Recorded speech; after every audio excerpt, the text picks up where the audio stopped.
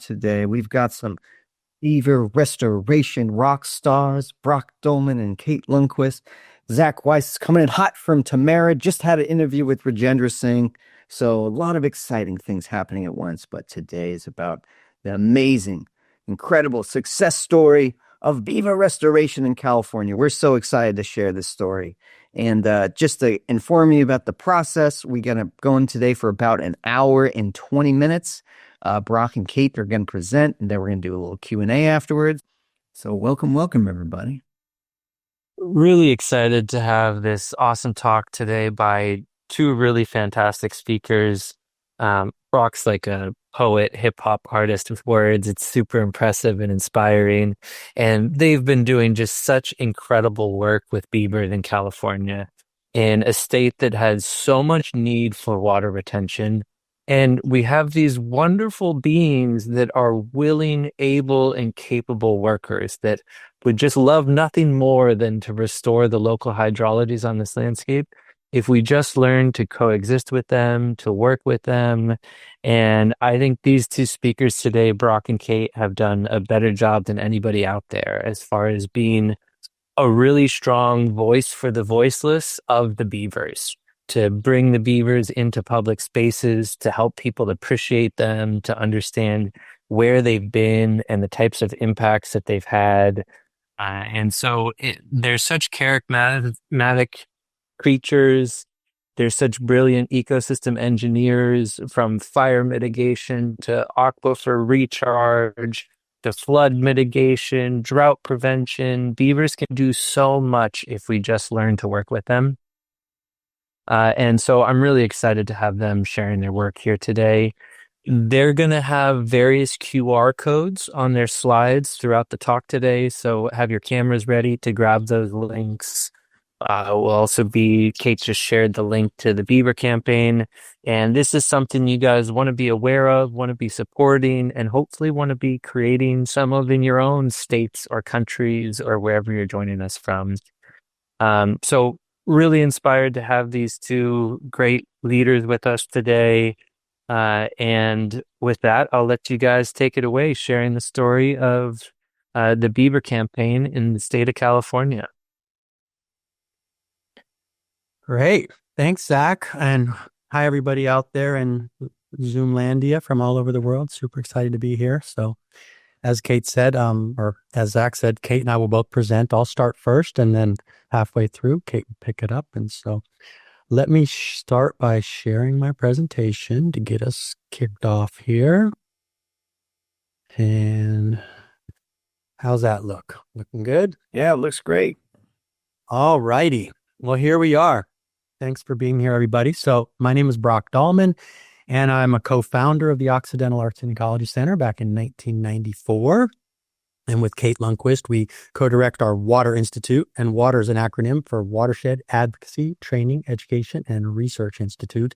And one of the primary programs we have that's the focus of today's talk is our Bring Back the Beaver campaign. So that's what we're going to do, and just regaling you with a shot of our beautiful volcano called Mount Lassen up in southern Cascades, Northern California, with a group of folks planning a mountain meadow beaver restoration study. Super fun up in Childs Meadow. Let's see. So one of the things about Occidental Arts Ecology Center, we're in Western Sonoma County. We're a small nonprofit. We have an 80-acre parcel, retreat center, have a number of programs, and you can check us out and such. But obviously in the Beaver campaign here, we've really been focused, like beaver themselves, I think, as this idea of really doing collaborative conservation. And we're working from the ridge to the river to the reef. And so the various logos at the bottom is just a sampling of the types of diversity of folks, of agencies and NGOs and tribal groups and other partners that we work with in this work of really, ultimately thinking like a watershed.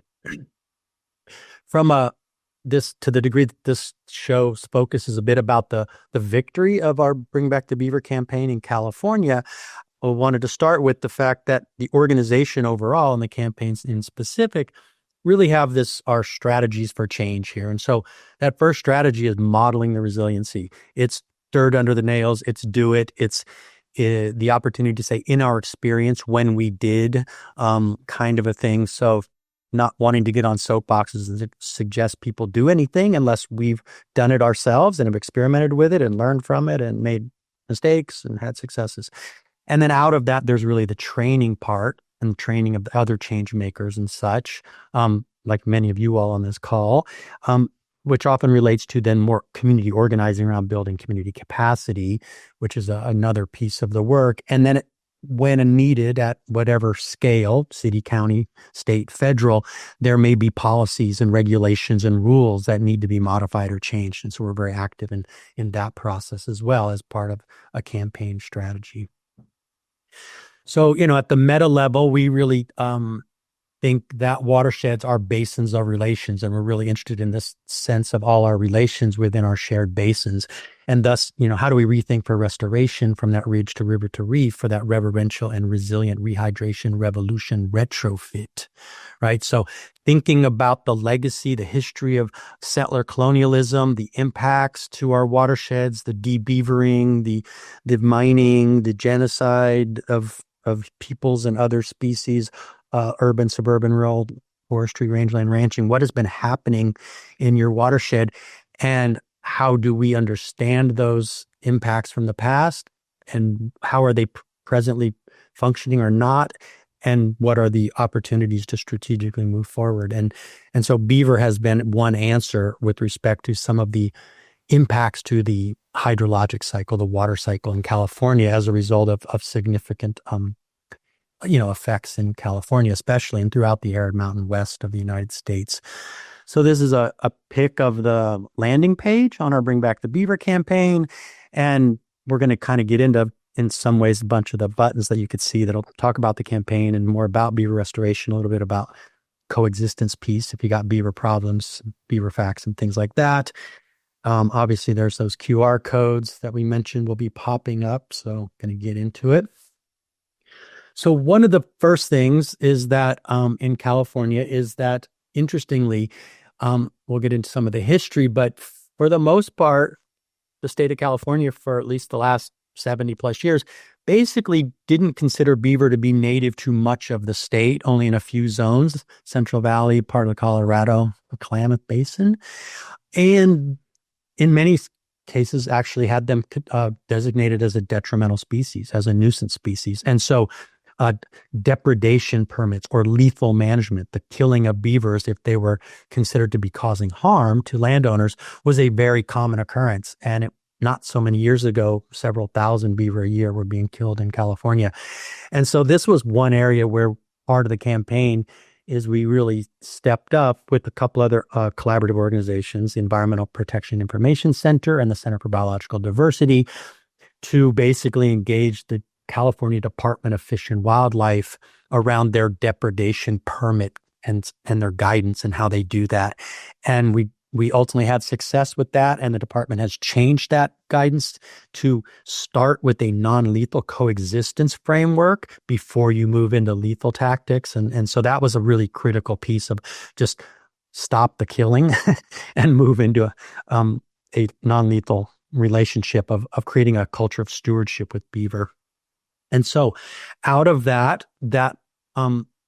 piece of work really allowed us to move up to other levels at the state, and ultimately based on a process that Governor Newsom put forward in a budget proposal, the legislature passed the creation of a Beaver Restoration Program at the state level, which had never really occurred in the state of California. There was some work in the 1940s that was similar. And so this has 5 permanent positions. It promotes, again, human beaver coexistence strategies. The department, with a technical advisory committee, is working on developing a beaver management and restoration plan. And they're also conducting actual beaver translocations or beaver rewilding projects, which we'll talk about, such as this one, which both Kate and I had worked with the Tule River Tribe, which is a federally recognized tribe in the southern Sierra Nevada, and also the Maidu Summit Consortium, which is a nonprofit comprised of a number of mountain Maidu peoples and tribal representatives in the northern Sierra Southern Cascades. And after a decade of working with them, based on their invitation to us to support them in their interest in bringing beaver back to their tribal homelands.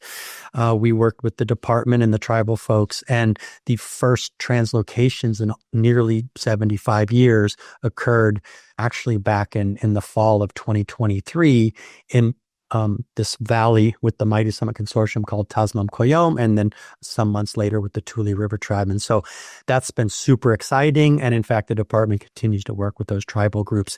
And I can say Kate and I were literally just in Tasman Koyom this past week, and where that first family of beavers got dropped in, they have created a dam that is hundreds of yards long. There's willows everywhere. Getting anywhere close to the dam was wader deep and wetland and just beautiful mucky sedge beds and willow strewn things. We had an osprey splashing in the water, fishing in that area, sandhill cranes in the valley. They've been nesting because of the beaver ponds. So amazing success in just 18 months. Super exciting. And so the folks at the Department of Fish and Wildlife, they manage beaver as a public trust resource of we, the people of California. And so they're the ones that run this project. And here's some QR codes if you would like to engage with them. For people in California, if you would actually like beaver, you can fill out this project proposal form. And then they also have a beaver observation survey where they're trying to do a little bit of more rigor than just basic citizen science to kind of document the distribution of beaver throughout the state. Ultimately, though, we did need a beaver bill because it was a budgetary process from the governor that created the program, and we needed to fix the program in statute, in law. And so 12th District State Assembly member Damon Connolly from Marin County and part of Sonoma, he ran a bill that was sponsored by us at OAEC, and that was passed. And so AB 2196 is our beaver bill at this point. As a result of all this work, and our state senator, Mike McGuire, who's the pro tem right now, actually last year recognized OAEC as a California Nonprofit of the Year. And much of that really had to do with, and as you can see in the letter, not to read that, based on our Bring Back the Beaver work and a recognition on that work. And with Mike in the photo, there is our executive director, Dave Henson, on the left, and a former development director, Hannah Wilton, in that picture. And so one of the fun things is out of this effort, is that to the degree that because of our success with the Beaver Restoration Program, centering a non-lethal coexistence framework, that new depredation policy work, again, that I mentioned earlier, in essence, people who may have been used to killing beavers for the last many, many decades with a simple permit request were now being told that they needed to learn how to coexist with them. And as you can well imagine, that created some consternation with certain communities and a sense that there's some unfunded mandate and we don't know how to do this and such. And so through the department, we were successful in submitting for a grant for a $2 million program over a 3-year period to create California's first beaver coexistence training and support program. We have a program manager, Dr. Gray Hayes, who's leading that program with Kate and I right now. You can see there's a whole bunch of components to that program around assessment. We've got this amazing coexistence contractor training program that we're doing that's in collaboration with the Beaver Institute and their Beaver Core program, where you do an online training that's asynchronous at your own time. And then we're going to have in-person, in the field, hands-on training with the folks from Beaver Institute on some of the installations. And then those folks can become certified contractors that then with our Beaver Help Desk, people can learn about solutions, they can find technical support, and we ultimately have a cost share program that will be able to subsidize some of the costs for technical support or purchase of the materials for this work. And so that's a super exciting ongoing effort that's active right now. In fact, we did a wonderful webinar on that back on May 21st. And so here's some links if you would like to review that webinar or actually go to the coexistence program page or the help desk work, which we're currently working on getting loaded up. But we have a bit of a help desk form currently on our website. So that's super exciting. And then kind of what's next is to say that CDFW is continuing to do more translocations, actually. They've continued to work with the two tribes I mentioned. They're also working on selecting a coastal translocation somewhere that would have a primary nexus, ideally with the endangered coho salmon and our steelhead trout.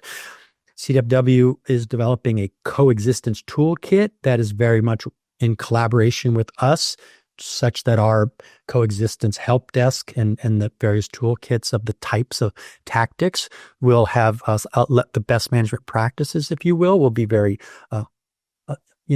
elaborated on and clarified as to what they are. And then again, as I mentioned earlier, they are working on a new management plan, and also we're going to be working on our help desk. And so one of the quick things here is, kind of the question of, well, how did we get here? And the little beaver here, it's just for what it's worth for folks looking at it. You can see that little green tag in the ear. And this is one of the juvenile beavers that was part of that first release up in Tasman-Koyom that we took a picture of, because all those beavers had various tags on them. And so that's one of our returned beavers. So one of the first things that we do as an organization when we're taking on a complex campaign is something that is known as power mapping. And it really, as you can see here, and we just reference you to this group called the Commons, this social change library. They have amazing resources on power mapping and really help you go through it. So not to get into those details, but support you in going there. But it's this idea that in a campaign, you really need to, how do you correctly identify who has the power to fix the problem you want fixed? Our question is who can give us the decision we want? And then how do you pressure them to make that decision? And who are their friends and who are their enemies? Who has power?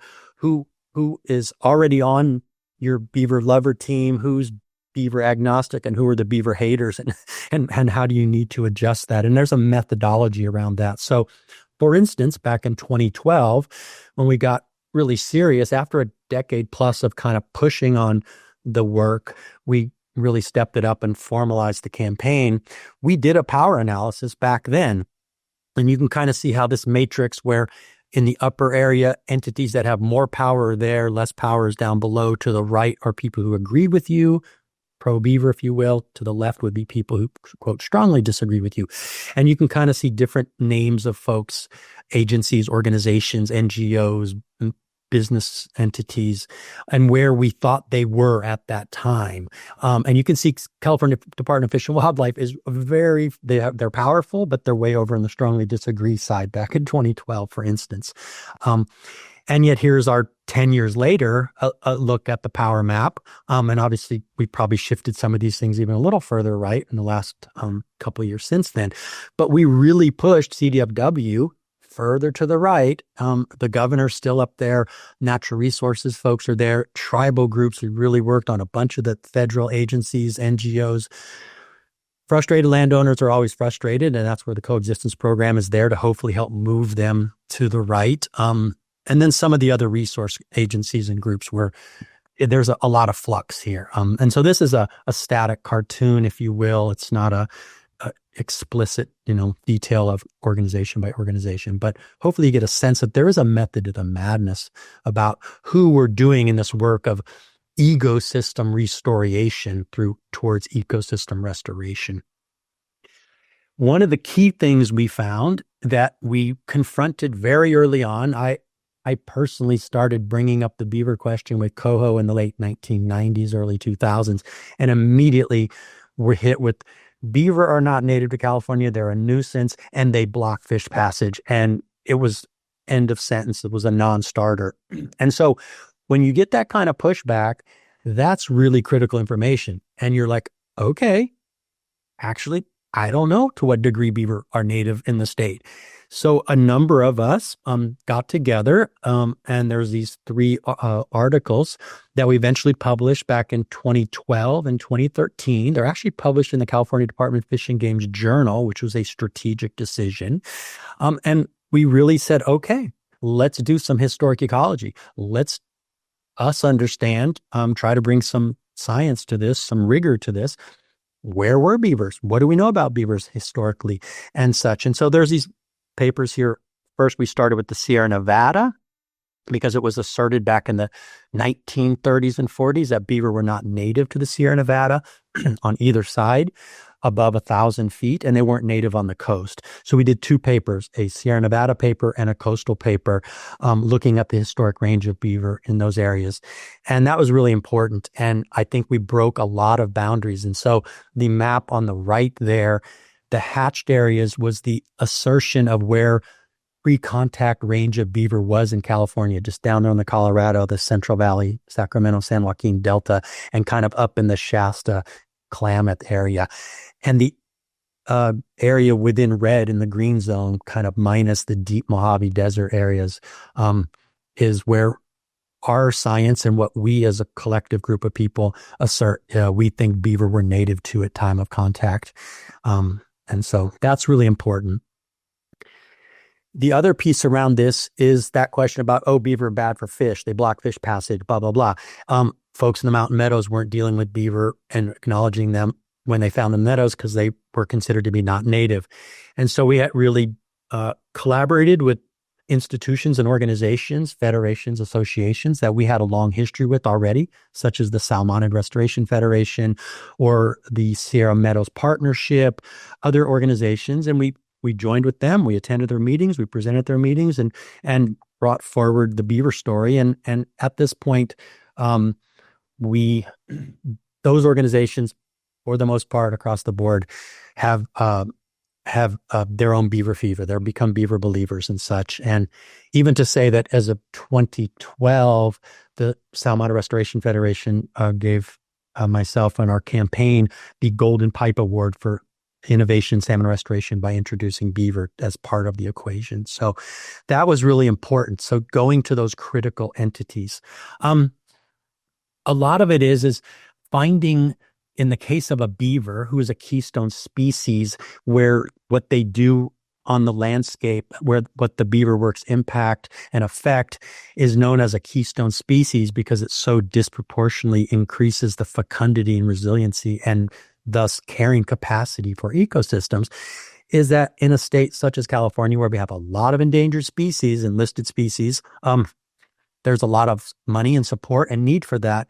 And so when you have a positive correlation to the fact that beaver are documented to, for instance, create habitat for Cascades frogs or western pond turtles or coho salmon or willow flycatcher, blackback woodpecker, sage grouse, elk, that you find willing partners who maybe beaver, they're not centering beaver, but they're the frog people, the fish people, the bird people. And if beaver help them out, then by all means, so be it. And trying to bring science to that. And so one of the species that was really fun to collaborate with the scientist on was the willow flycatcher. And this is a bird that is in significant decline throughout its range in California. It's primarily a mountain meadow species. It needs clumps of willows.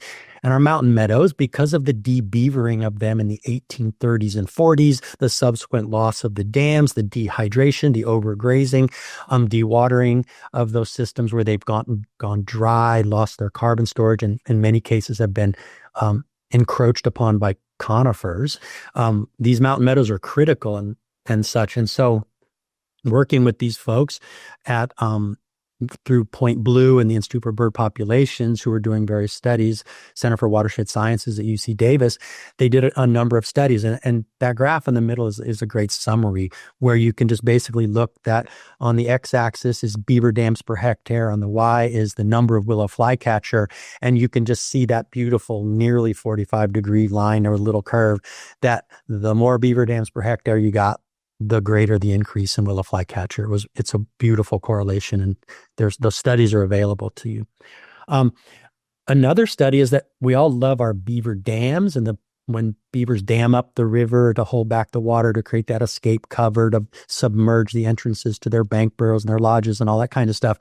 But dams aren't the only stories, and there was a beautiful study done on the Smith River in northwestern California, in the far northwest in Del Norte County, looking at these river beaver with plenty of deep water don't make dams, but they burrow into the bank and make the bank lodges. And then where all their stick caches are that accumulate out in front of the lodge, these researchers called those bank lodges and the sticks river reefs.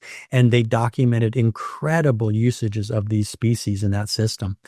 And then there's also just helping audiences connect with the other benefits, like peak flood attenuation, groundwater recharge, improving water quality, wetland carbon sequestration, landscape fire resiliency. The Smokey the Beaver article by Dr. Emily Fairfax et al. And others was really powerful. And some of the images on the right showing these wetted beaver areas that didn't burn and provided refuge for other wildlife and retained some integrity in these otherwise mega burned off landscapes is really important. And then also engaging in planning processes is really important. And so, for instance, the National Oceanic and Atmospheric Administration, through the National Marine Fisheries Service, was working on their coho recovery plans for California. And we engaged with them, and they inserted throughout that document, where appropriate, the relationship based on science and studies of the benefits of beaver supporting coho salmon. We also work on our California State Wildlife Action Plan and engage that plan to make sure that it has accurate and up-to-date information about the benefits of beaver on behalf of beavers themselves as wildlife, but also for other species in the action plan. And I think with that, enough about some of the fights that we've had, and I'm going to pass this over to Kate. Great. Thank you so much, Brack. And hello, everyone. I'm going to share my screen so we can look at what I'm going to continue with the story. I'm Kate Lundquist. I work with Brack in the Water Institute. We've been doing this work together for over 20 years now. It's been an amazing journey and super excited to be sharing this beaver story, and just really want to thank you all for joining. And just to be clear, we're talking about the North American beaver, specifically here in California, and then we have the Eurasian beaver that is native to Europe and Asia. And beaver as a species are only native to the Northern Hemisphere. So those of you in the Southern Hemisphere, we can talk more about other analogous species that serve that keystone role. But here in North America, with the North American beaver, lots of folks are really interested in getting on the beaver bandwagon, and how can we work to support them and restore them? And, we really want to make sure that everyone realizes that there's a holistic approach that we want to consider when thinking about beaver. It's really exciting to get out there and move beaver around. That one is often what most folks get really engaged with or interested in. And then similar, how can we mimic them? We want to build beaver dam analogs. We want to get in the stream and do that good work, which is also really important. But really, we want to start with coexistence, because if you have beaver already in place, that's where they're going to be most successful. They love the habitat already. They're there. They're making it work. And yes, it's true. They happen to occur in places where humans are living as well, and we can run into conflict. So we want to figure out how to solve those conflicts and come up with solutions. And then in places where there's space, we can enhance their habitat and help them actually stay longer, have more food, be better beavers, do the kind of work we want them to do. We can even encourage them to expand, give them more space even further, take down levees, put in beaver dam analogs further out, plant more food ahead of them so that they will expand their reach. Or if there are places that could benefit from in-stream structures and wetland building activities that beaver do, and the beaver aren't there yet, sure, absolutely, let's mimic them. Or there are some places where beaver are never meant to be. It's out of their range. It doesn't have the right habitat, but there are some in-stream structures that we can build in their stead and kind of take some of their wisdom and apply it there. And then as a last resort, absolutely, we want the ability to relocate beaver. We want to have that option because there are places where beaver have been trapped out and they need to come back and there's good habitat. And if we are able to do that, let's make sure we take the ones that are causing conflict so that we can take advantage of those beavers and not have to waste their lives by killing them because of the conflict. So a big part of our success has been to demonstrate and share these successful coexistence examples across the state, and really trying to partner with key agencies that manage beaver and that tend to run into a lot of conflict. So our Department of Transportation, our community services agencies, those are the folks that we've really wanted to make sure that we have good examples with, so that they know what's possible and that they share it and adopt it themselves. So you'll see in here, there's ways to control flooding by putting pipes through dams. You can protect your culverts by putting fences around them. You can protect your water control structures by putting in a beaver backsaver like that center bottom photo there. You can protect your vegetation by wrapping them or painting them with sand paint. Lots of great strategies out there. And this is what our new program is really supporting people in doing. And then if you're really going to take it to the next level, you want to have a good demonstration site available to take your decision makers, your regulators, your agency folks, those that are managing beaver, your departments of transportation, those that are having conflict, and get them out to see the benefits of beavers and how we can work with them and help restore watersheds while meeting our all of our management mandates that we have. And so this is a great site right here, the Doty Ravine Reserve, which is just thankfully only 45 minutes from California's state capital, Sacramento.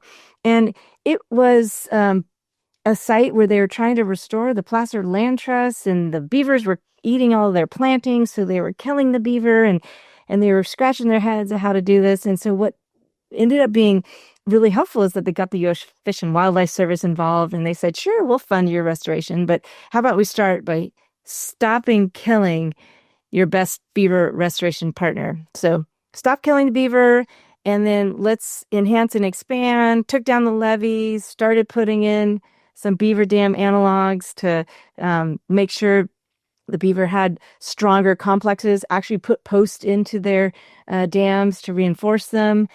And within a 5-year period, for less than $75,000, which in California restoration terms is nothing, the beaver expanded that wetland by 1,200%. Huge success story. So we brought out our state director of the California Department of Fish and Wildlife, CDFW, Chuck Bonham, with a bunch of other top brass to see this in action. And it really has helped their understanding and to help get them behind the beaver story. And as Brock mentioned, we've been collaborating a lot with our tribal allies and other under-recognized folks. And so this is always by invitation, and we really are honored to be invited. And it's generally word of mouth. Folks that are either already working with these tribes suggest that folks reach out to us. And so this is a photo of us working with the Tule River tribe down on their amazing tribal lands in the Southern Sierra, doing trainings to support their interest in doing beaver and process-based restoration. So they've got a lot of meadows they're managing and creeks and the river itself, and have wanted beaver for the last 10 years. And so through this collaboration, we've been able to give them a bunch of different tools. And in the end, they did receive beaver, which is super exciting. Similarly, the Mountain Maidu, through the Maidu Summit Consortium, we were invited to do a beaver recruitment strategy out on their land. Brock was talking about how we were just out here in the meadow. So this is a photo of the meadow right there on the right.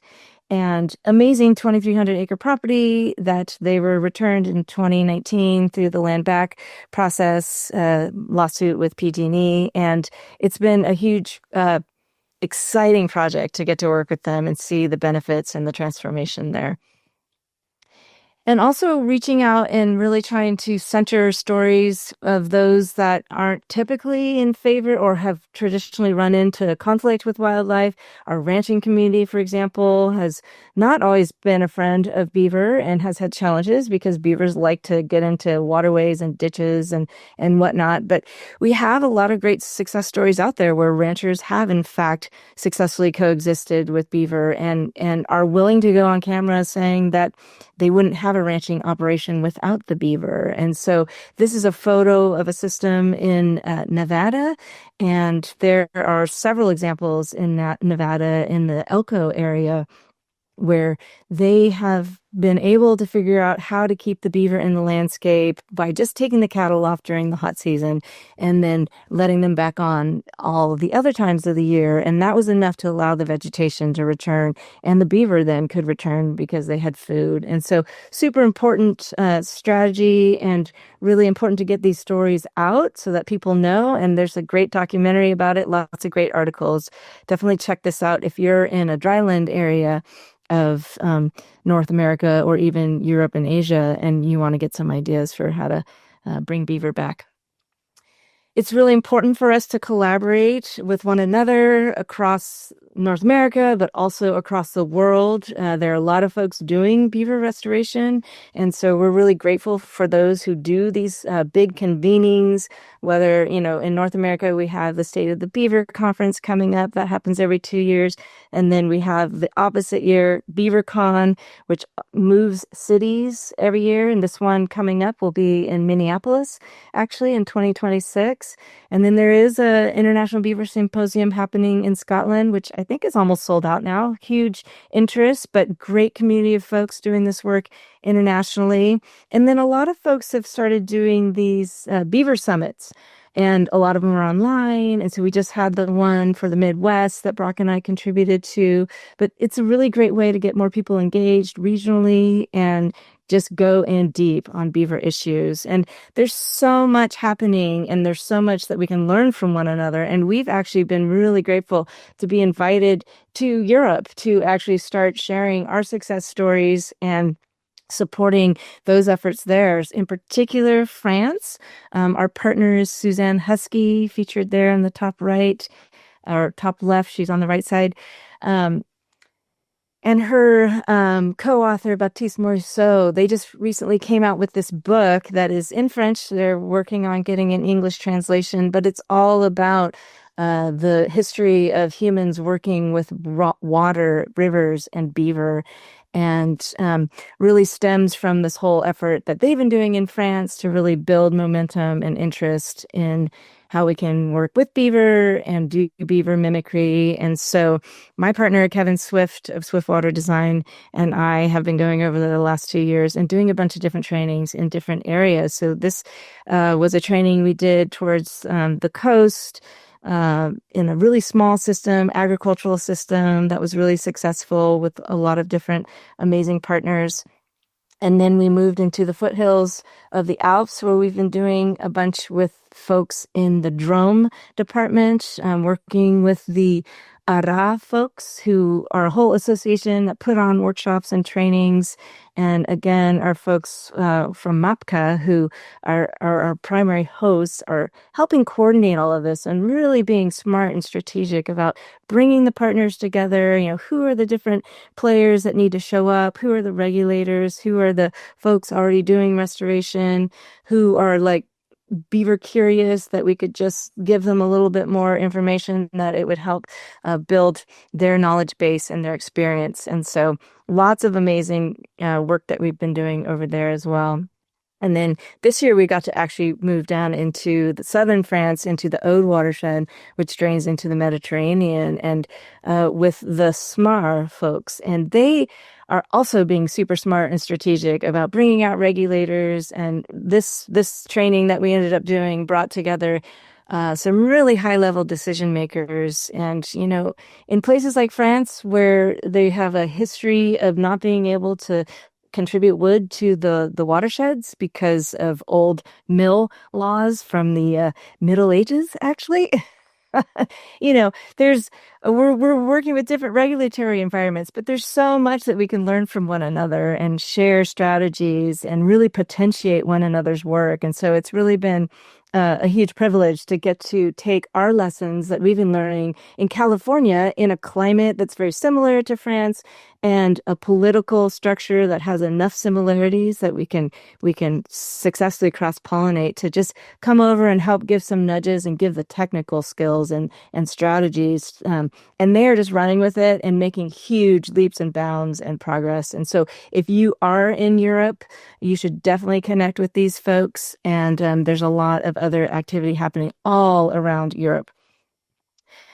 Back in California, we are doing a lot to increase our own workforce capacity and share results. We started 3 years ago the California Process-Based Restoration Network with a bunch of other agency folks and NGOs and tribal folk and practitioners. And it's just been a great professional network to bring people together to learn about successes. And we do an annual Build Like a Beaver training in the field that really gives people the hands-on tools to see how you design like a beaver and then implement and monitor and do all the different things, get it funded, permitted, so many different parts to this work. And so it's been really a huge success. And if you're interested in what we're doing in California and want to get in on, we have some annual meetings as well online and periodic newsletters, definitely sign up to get on our mailing list.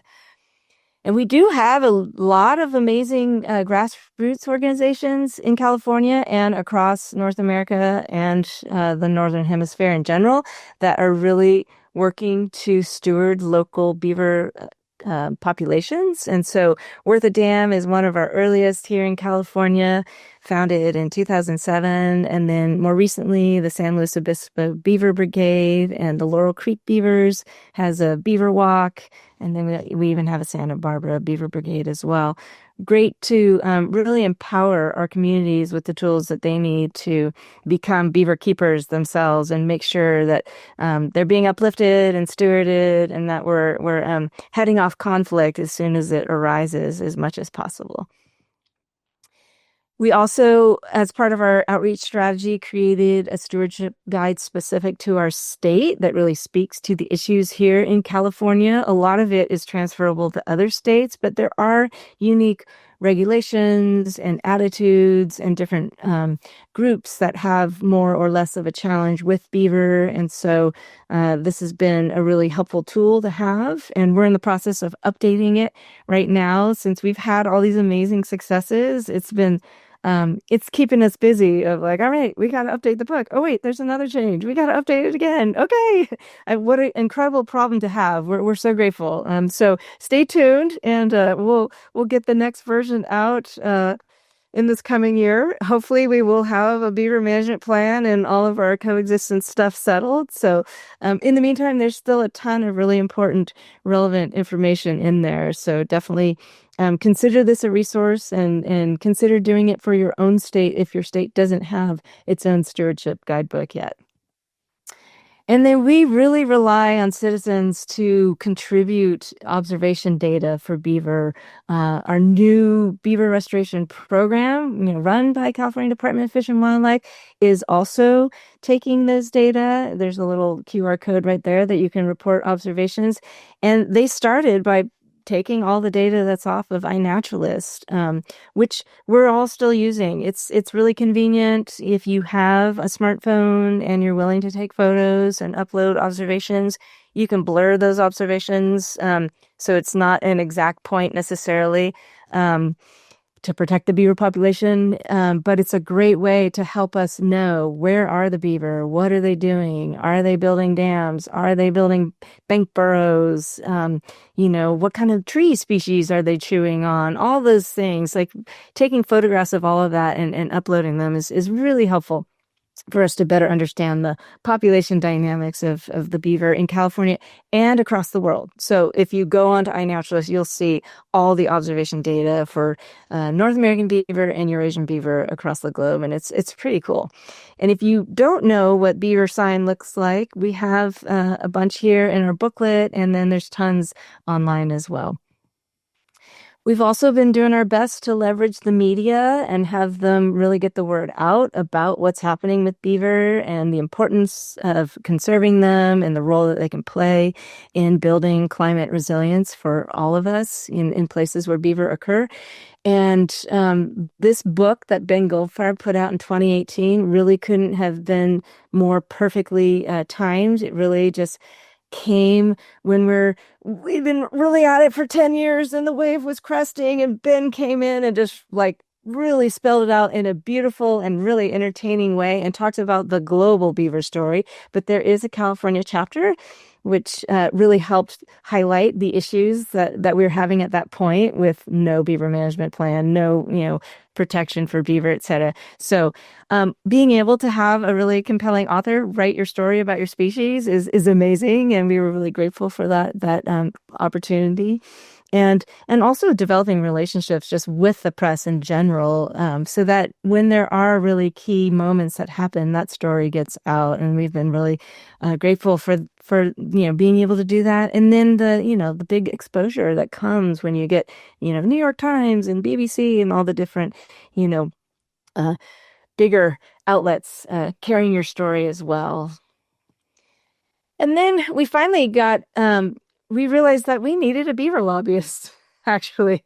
I think we're the only ones in California that has a beaver lobbyist right now. And we're so grateful. Jennifer Fearing of Fearless Advocacy has really gotten in, as you can see, literally gotten into the game and is out there physically doing work with us and really sinking her teeth into the issue and working. She's got all these great relationships with decision makers like our Secretary Crowfoot, pictured in on the left here, and just really helping make sure that any opportunity for insinuating beaver stewardship is going to be well represented in our state politics here. And so that's been a huge just leveling up of our game that we've been really grateful for, that collaboration.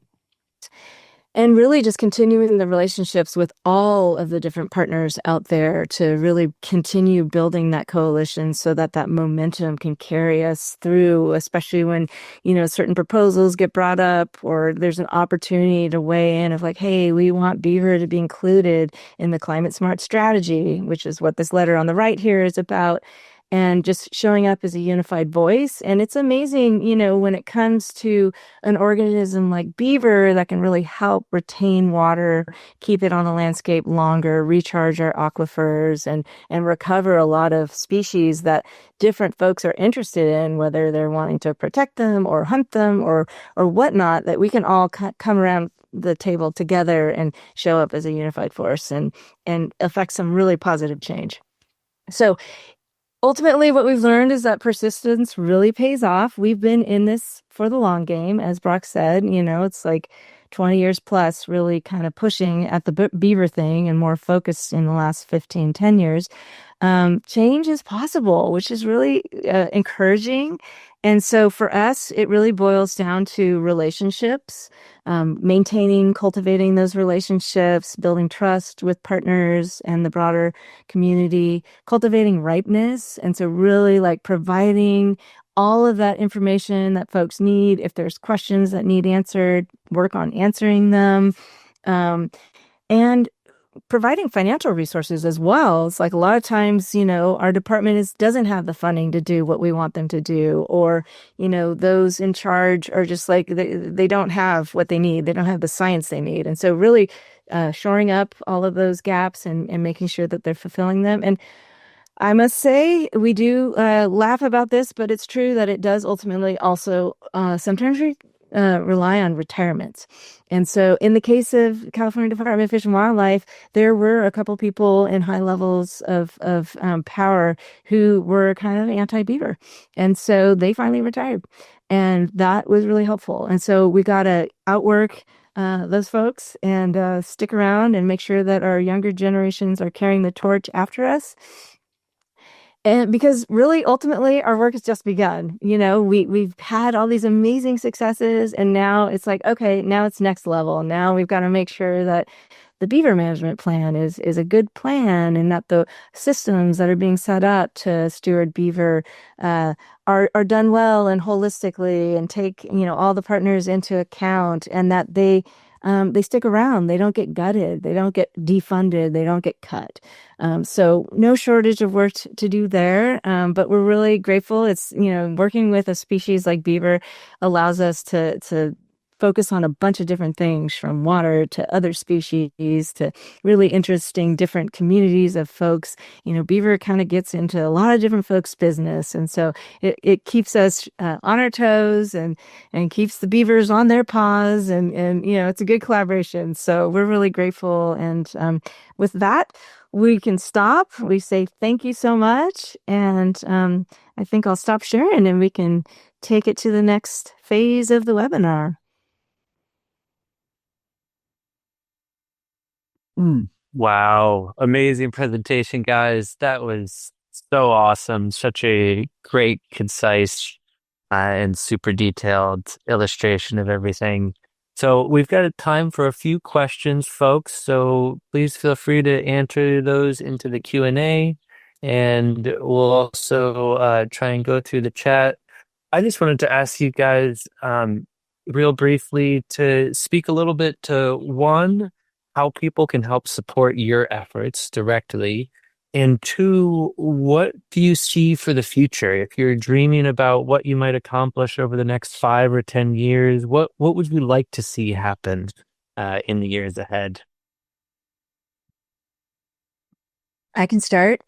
So, on the immediate level, in terms of how you can support our efforts, I think becoming, a self-proclaimed beaver observer, of like finding out where the beaver are nearest to you, if you have them anywhere in the region you're living, how are they doing? Are there conflicts that you might help mitigate, by offering resources and whatnot? If you're in California specifically, direct them to our program so that they can get that assistance. That's super helpful. Making observations is super helpful. And then if you're involved in any form of restoration, conservation, whatnot, ask yourself, like, is there a role beaver could play here? There may not be, but it's always an interesting question to ponder.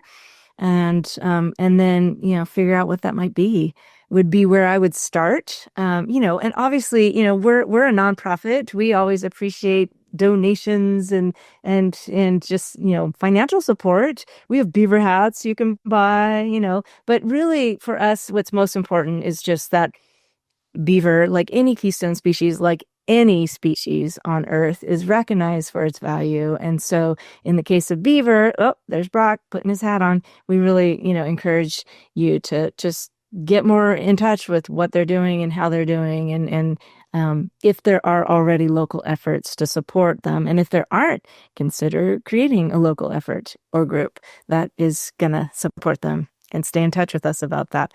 And I'll stop there, and Brock, you can add to that, and then you maybe share what your vision is for the years coming forward. I had to pull out this little beaver skull here for you. Imagine, look at these super cool teeth, right? Beaver teeth, they grow 4 feet a year.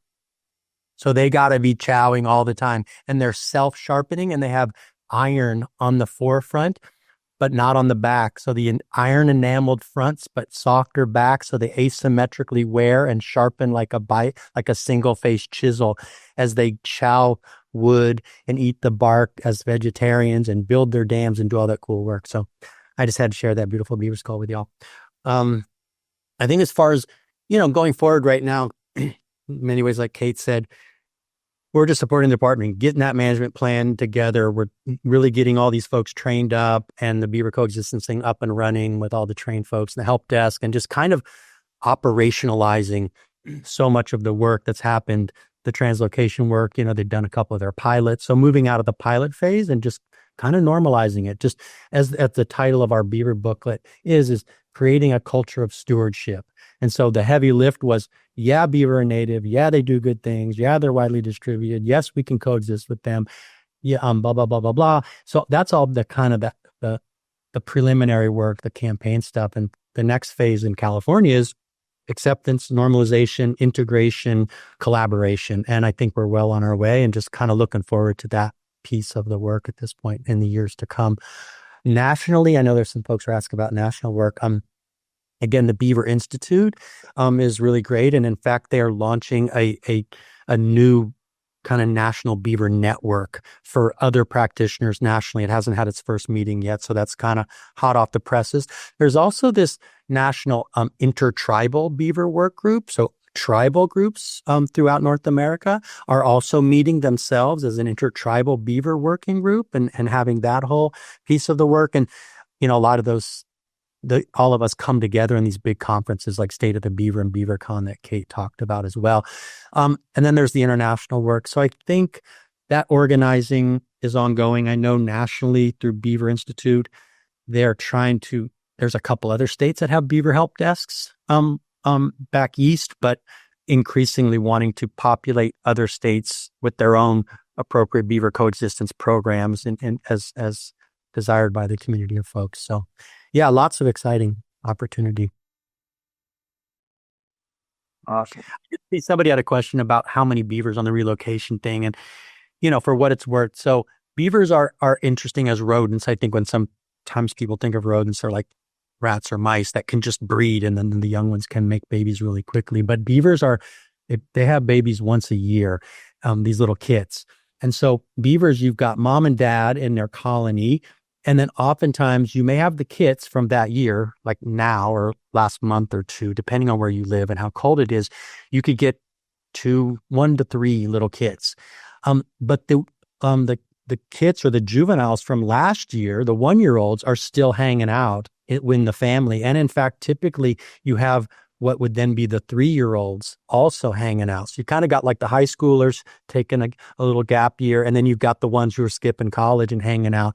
And so in a family, there could be mom and dad, 2 to 3 3-year-olds, 2 to 3 2-year-olds, and a couple, new kits of the year. So when you're live trapping beaver for relocation, it's recommended that wherever you trap that whole family.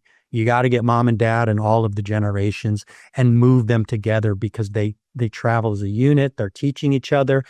There's a lot of nature embedded within beavers, but there's a lot of nurture. There's a lot of training, a lot of teaching that goes on, and transfer of knowledge generationally and such. And so you kind of got to move the whole crew together. There's a lot of competition with beavers and things. So you can't mix and match individuals from different groups.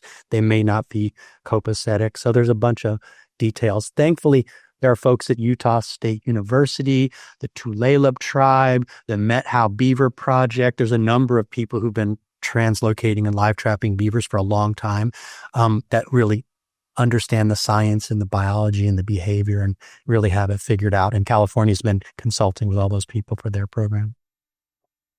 Awesome. I'm going to take a moment to ask a selfish question, but I think it's really pertinent to this webinar.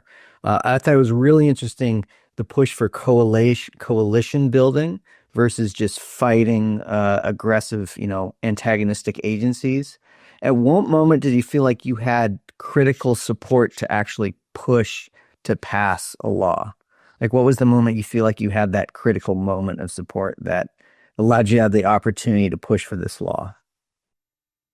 I can start with that. So, we had been pushing for a beaver management plan for a while. We had been meeting with the Department of Fish and Wildlife, asking for it, looking at, what is it that's holding them up. It was lack of belief in beaver, and also lack of finances and whatnot. And so at that point, we could have just, we're going to go after and force them to do this. But what we realized is that would be a huge amount of effort, time, money, and it would distract, it could, it's not always effective to do that. Sometimes it is. But in our case, it was no, we need to continue building the case and amassing the resources and get, the science behind this and really start winning over the hearts and minds of the department. And so there were plenty of people who really, would come out of the woodwork almost every year of we need to run a beaver bill. But that's the rightness question of is that actually the right answer to the question here? And so we continue to have strategic meetings statewide, bringing folks together of what is ripe and is a bill the right answer to the question here? And we kept coming up against no, actually, it's not, because the reality is we've got these top dogs in charge who don't think beaver are good for the Sierra or good for fish and whatnot. And there's a lot of leverage that we could exert by getting other agencies to start doing beaver restoration themselves and building the case and kind of surrounding the state. We have all these examples of how it is working and how we're going to make it harder and harder for you to say no, basically. And so that's why we ended up, the bill ultimately came as the right answer to making the program permanent. And so in that case, we didn't even have to lead with the bill being the mechanism by which we changed the state's approach to beaver. It was more a reinforcement of the end result of all the advocacy and effort that we did in other venues of change, ultimately. You want to add to that, Brian? I would also say that there's the old saying that a crisis is a terrible thing to waste. And concurrent with our beaver organizing, we took on the salmonid extinction question because the correlation of beaver benefits was so tight. And so the federal and state folks, those adherents showed up. The mountain meadow restoration, carbon water quantity really key, the riparian rangelands, the valley wetlands, and tribal groups. So we found those alliances and built those communities. And I would say that then in California, we had really significant droughts, kind of, 2014, 15, 16, associated flooding on that system. And then the mega fire started kicking in 2017 and on. And Emily Fairfax, Smokey the Beaver work came out. And so all of a sudden, fire folks are like, hey, beaver. Flood folks are like beaver. Drought folks are like beaver. Sand people are like beaver. And those all build towards that power map that energy finds its way to the governor, finds its way to the legislature, and then eventually. So I think it's you kind of got to do, it's a both and strategically and simultaneously. I don't know if that gets it. Awesome. Well, I think that segues is another question relating to beavers and fire mitigation, fire prevention. Gabriel's asking, California's been in the news for devastating fires. What are the effects for ecosystem protection from human-caused climate change, caused fires from beavers? I guess the question is like, how can beavers really help mitigate, all these fire issues we're facing in California? I mean, I could start, as with any good question like that, the answer is it depends. And then the astute response is upon what does it depend. And relative to fire, I think understanding landscape level topography and vegetation, and beavers require perennial water and a certain amount of water depth. And when you map out any watershed and look at the amount of blue ink on a watershed map that is perennial blue line streams, beaver water at best is 20% of the surface area, more often like 10%. In fact, the estimates of North America at time of contact by Nyman and folks were, we had, 40 to 600 million beavers in North America at that. The beaver water, if you will, covered 10 to 20% of the continent, which is really cool. So that's all to say that within those sweet spots where beaver can be happy in the 10 to 20% in your zone, there's still 80% that ain't beaver habitat, never going to be. That's highly flammable and combustible.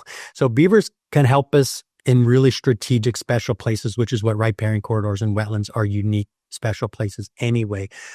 So they can be really helpful in that regard, especially if fire's moving downslope and trying to jump across and get up to the other side, which is what some of those photos showed about how it broke up the continuity, the flammability continuity, and can act as a fire buffer or a barrier, or at least it unburned in some areas and retained resilient green wet zones, where in fact in California, through a helicopter, they saw a bear, Smokey the Bear, seeking refuge from Smokey the Beaver's habitat, kind of a thing, right? Or other states. So there's no silver bullet here, but they can be helpful in the landscape resiliency. But tag were it to also manage the forest, do the upland work, do the fire fuel load, do the fuels to flows, gully stuffing, the vegetation management, and then also ultimately bring back cultural fire and good fire to restore the pyro disturbance regime of your location as it was at time of contact as a watershed-wide response, of which beaver are one critical part, but they won't get you all the way there. The Eaton fire, the Palisades fire down in Altadena, that beaver weren't the beaver ain't saving you down there when you got 70 mile an hour winds coming from the east with a whole bunch of fuel load, and buildings are starting the next building off, and it's buildings burning in the matrix of a wildland area that didn't burn, in fact, in many cases. That's a great point. A bit of a technical question here from Ethan about measuring ecosystem impacts, about how you do that. So he's asking, are you using electroculture studies with geometric designs through semantics, or electroculture devices being introduced to the environment to see the benefits? Is this the plan of future studies? Pretty technical, but let me know if there's any insight on that. Different folks are doing different monitoring. A real easy, kind of straightforward is just looking at the increase in surface water area. The water that beaver are impounding in their wetlands, that's often measured just through remote sensing. A lot of folks will also put in groundwater wells as well to see if there's a signature, before and after, beaver restoration or expansion to try to see what's happening to the groundwater as a result of the beaver managed inundation. Folks will use NDVI as well to see if the vegetation is greening up as a result. And then, it's really, it depends, like anything, it depends on where you are, depends on what species you have present. Folks will do species, assessment as well of who was there before, who showed up after, how many, especially in areas where we have listed species of concern present. And that monitoring is already going on. That can be really helpful as a feedback mechanism of what's it doing for that population, having the beaver there and having their area expanded. But yeah, there's, Brock, you want to add anything to that? No, I think you got it covered there for sure. I was wondering when we were going to get the Patagonia beaver question. I did see that. I know, right? I did put a little thing in there just in response. That's what I was talking about. Beaver only native to the Northern Hemisphere. And so beaver were brought to Patagonia as part of an endeavor to create a fur trapping industry. Beaver fur is really amazing for making felt, for coats, and their castrium glands were used and still are used for perfumes and medicines. So that experiment did not go well. Those beaver were originally released on some islands. They swam across, got onto the mainland, and are now devastating those forests that they are interacting with. Those forest species did not co-evolve with beaver. They don't coppice in the same ways that a lot of beaver-favored species do. In the Northern Hemisphere, beavers love everything in the populus family and grasses and, but all of the trees that they tend to favor, aspen, cottonwoods, willow, etc., those, they stump sprout. And so they can withstand a beaver assault to a certain degree, and have actually built defenses. Young aspen leaves actually are pretty toxic to a beaver, and they won't eat them as much because they don't like them. And that was the aspen's defense of how, it's going to get sized up before the beaver come back to chew on them. So it's not looking good in Patagonia. Last I heard, they're working on hiring sharpshooters because the beaver are so hard to eradicate. They've gotten into many different remote areas and are continuing to flourish. It's not their fault. I wish we could just send down a big old container ship and just pour them all in and bring them back north where they could do some good. But doubt that is going to happen. Yeah, container ship with just some luscious oak logs. Here you go, your favorite treats, and then ship them to Europe. Awesome. All right. There's another great question here. Here we go. It's about in urban areas. Brendan's asking, what kind of advice do you guys have for people who may want to pair with beavers in or near urban areas like Cupertino, Los Angeles, etc.? Or Martinez.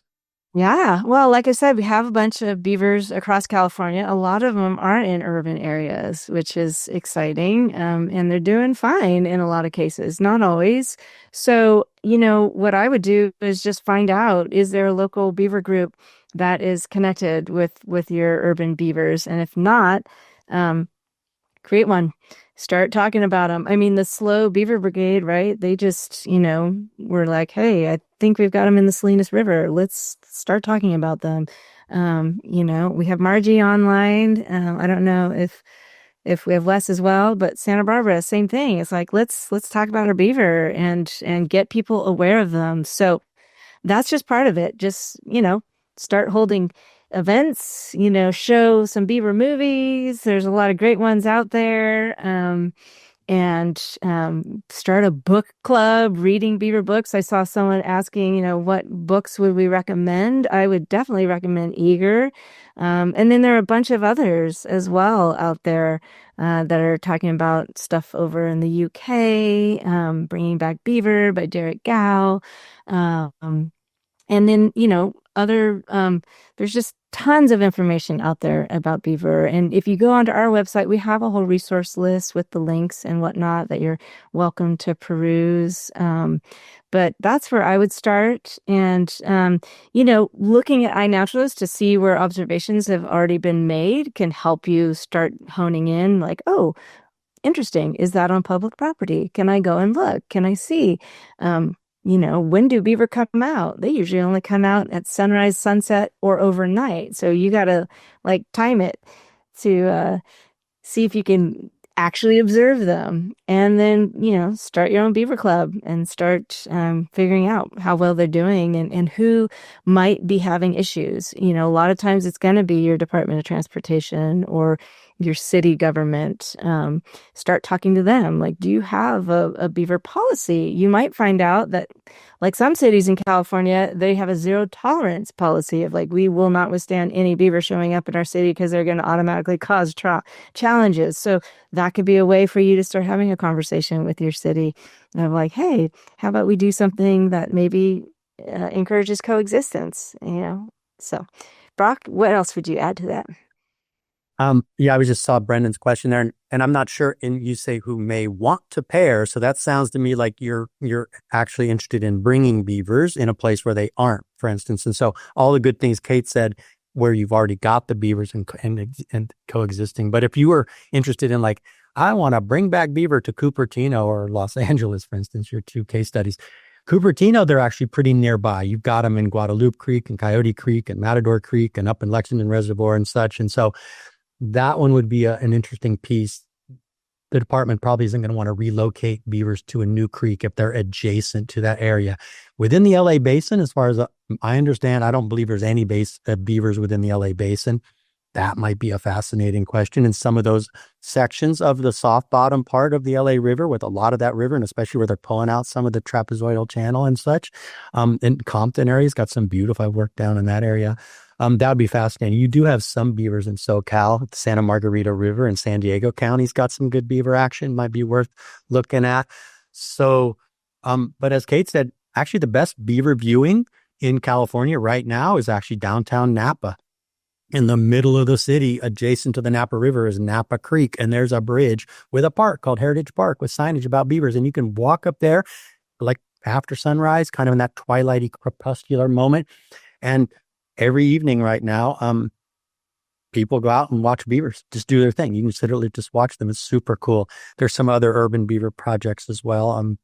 Fairfield area, Laurel Creek, and Sonoma, the town of Sonoma. I just put in a link of a urban beaver project that we worked on with Sonoma water flood control people on coexistence, because the neighbors were like, oh my God, these beavers are so cool. And now there's green herons and there's ducks and there's, mink running around, and we love our beavers. And the flood control folks are like, we'd like that pond to be a little smaller.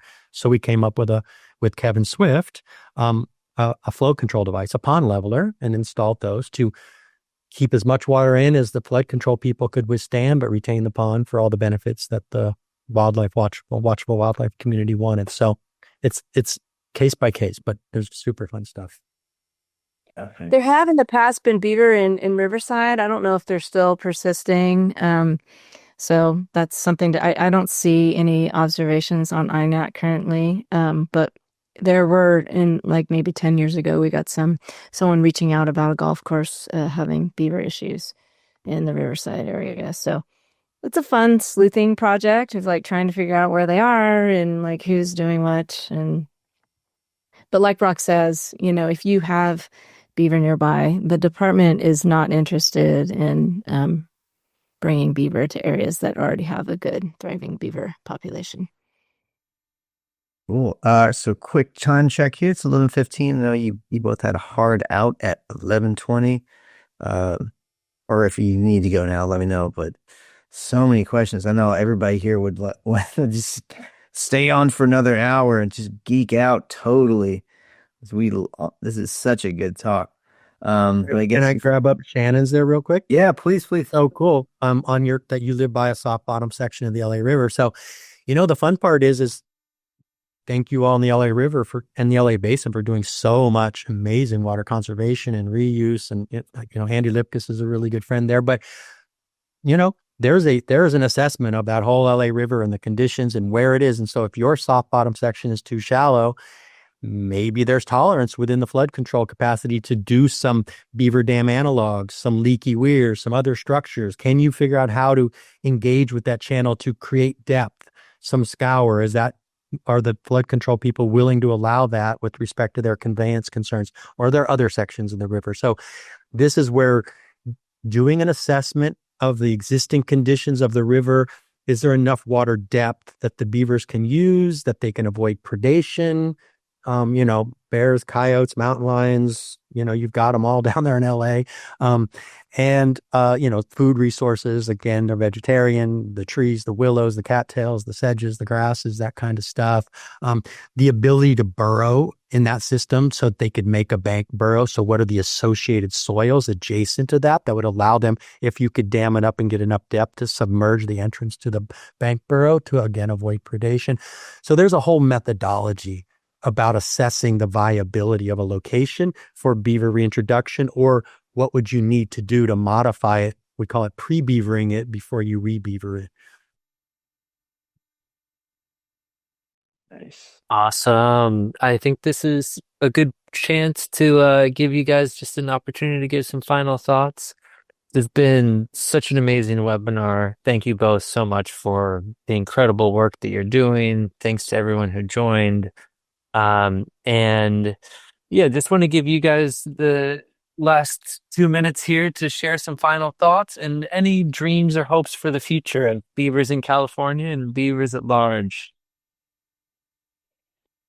Well, thank you all for the invitation to be here and share our part of the story. There's been so many people involved. We just couldn't even name every single one of you. And some of you are on this call, so thank you. I saw a little shout out to Mary Olswang from the Department of California Fish and Wildlife. And we're just really grateful for the opportunity to get to continue collaborating with the department in this new era with the beaver, being recognized for its conservation value. And that's my dream, is that just continues to flourish and blossom, and that more and more land managers and landowners and just folks who might have the privilege or challenge of intersecting with beaver, be more literate in how, what value they have and how we can resolve any issues that might come up. So may we all have that culture of stewardship deeply ingrained in all of us, so that we can all support one another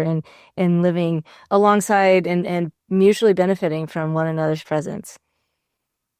Brock? Yeah, I'll just get on the gratitude train.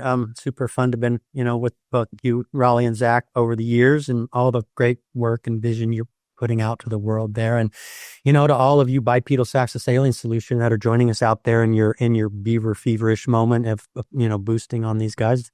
Yeah, just work at the level that you have access to engage with and move the ball forward, and then act like beavers. Work together, work collaboratively, share the load.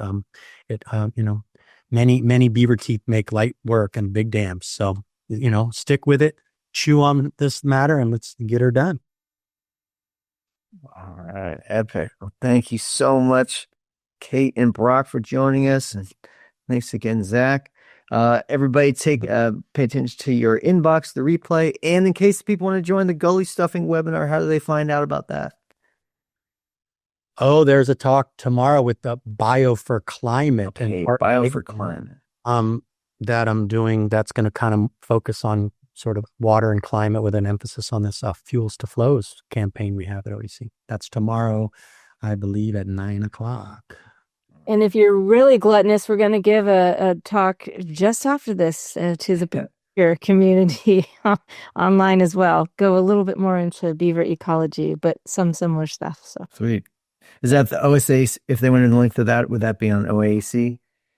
To the Bay Nature Talk, yeah, we've got it in one of our blog posts, and it went out in our newsletter, and it's on our Instagram. So hopefully we can find that and share that. I don't think I've got it handy. No worries. I'm just going to share the bio for climate. I put the Bio for Climate course in there right now. Oh, great. Okay, sweet. Yeah. And for all of you water wonks out there, it's quite the lineup. I'm glad I'm going first because there's some heavy hitters afterwards. Oh, no doubt. All right, y'all. Thank you so much. And Thanks again for you. yeah, let us know if you've got any beaver successes out there. We always love to hear about them.